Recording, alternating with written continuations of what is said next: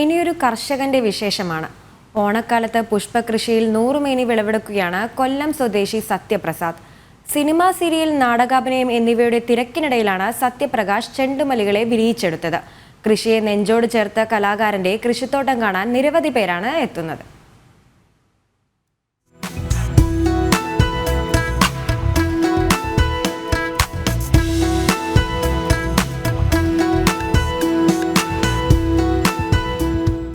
ചുവപ്പ്, മഞ്ഞ, വെള്ള എന്നീ 3 നിറങ്ങളിലുള്ള ചെണ്ടുമല്ലിപ്പൂവുകളാണ് സത്യപ്രസാദിന്റെ കൃഷിയിടത്തെ മനോഹരമാക്കുന്നത്.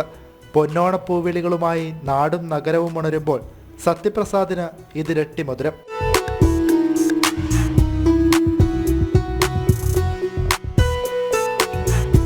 കുണ്ടറ പെരിനാട് സ്വദേശിയായ സത്യപ്രസാദ് ഒരു വരുമാനമാർഗമായല്ല കൃഷിയെ സമീപിക്കുന്നത്. പാട്ടത്തിനെടുത്ത ഭൂമിയിൽ പച്ചക്കറികൾ കൃഷി ചെയ്യുന്നുണ്ടെങ്കിലും അവയിൽ വേറിട്ട് നിൽക്കുന്നത് ഈ ചെണ്ടുമല്ലികൾ തന്നെ.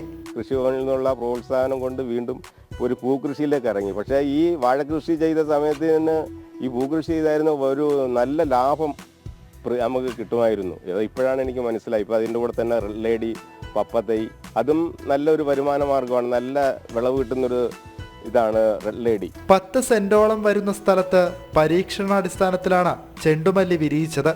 അടുത്ത തവണ കൂടുതൽ സ്ഥലത്ത് കൃഷി ചെയ്യാനാണ് പദ്ധതി. ഇനി അടുത്ത വർഷം ഇതിൻ്റെ ഡബിൾ ആയിട്ട് ഈ 85 സെന്റ് മൊത്തത്തിൽ പൂകൃഷി സീസൺ സമയത്ത്, കാരണം 3 മാസത്തെ വർക്കേ ഉള്ളൂ. അപ്പോൾ അതിനൊരു നല്ല പൈസ നമുക്ക് മറ്റുള്ള കൃഷിയിൽ നിന്ന് കിട്ടുന്നതിനേക്കാൾ ഉപരി അതിൻ്റെ ഡബിൾ പൈസ കിട്ടുന്ന ഒരു കൃഷിയാണ് പൂകൃഷി എന്നിപ്പോൾ മനസ്സിലായി. അതാണ് ഈ തമിഴ്നാട്ടുകാർ ഈ പൂകൃഷി സീസണിൽ ഒരുപാട് നടന്നത്. കാരണം നമുക്കതിനെക്കുറിച്ച് അറിയത്തില്ലായിരുന്നു. ഇവിടുത്തെ സാധാരണ ആൾക്കാർക്ക് ഇതിനെക്കുറിച്ച് അറിയത്തില്ലായിരുന്നു. പക്ഷെ അത് കൃഷിഭവൻ അത് പരീക്ഷണമപ്പോൾ കഴിഞ്ഞ പ്രാവശ്യം 1-2 ചെറിയ പരീക്ഷണങ്ങൾ നടത്തി അവർക്ക് വിജയം കണ്ടപ്പോഴാണ് നമ്മൾ മറ്റുള്ള കൃഷികൾ ചെയ്തുകൊണ്ടിരുന്നതാണ്. അപ്പോൾ ആ കൃഷി ഓഫീസർ വന്ന് പറഞ്ഞ് നമുക്കൊന്ന് പരീക്ഷണാടിസ്ഥാനത്തിൽ ചെയ്യാമെന്ന് പറഞ്ഞ് പരീക്ഷിച്ച് നോക്കിയപ്പോൾ അതൊരു വൻ വിജയമാക്കി എടുക്കാൻ കഴിഞ്ഞെന്നുള്ളതാണ്.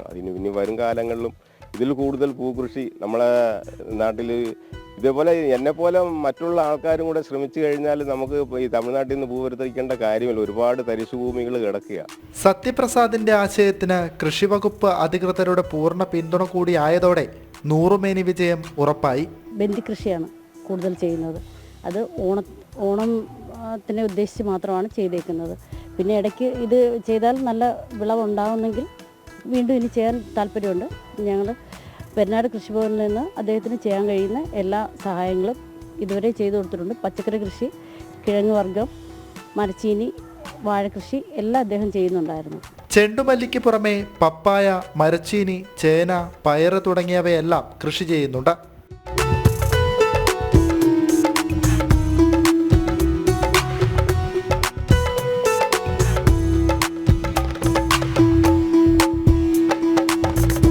വീട്ടുമുറ്റത്തെ അത്തിമരമാണ് മറ്റൊരു പ്രത്യേകത. കുലകുത്തി വീണിരിക്കുന്ന അത്തിപ്പഴം ഏറെ ഔഷധ ഗുണമുള്ളതാണെന്നാണ് സത്യപ്രസാദ് പറയുന്നത്. സത്യപ്രസാദിന്റെ ചെണ്ടുമല്ലി കൃഷിയെപ്പറ്റി കേട്ടറിഞ്ഞ് നിരവധി പേരാണ് പൂവ് വാങ്ങാനായി എത്തുന്നത്. വിപണിയിലേക്കാൾ കുറഞ്ഞ വിലയ്ക്ക് പൂവുകൾ നൽകുന്നതിനാൽ തന്നെ ആവശ്യക്കാർ ഇപ്പോൾ ഏറെയാണ്.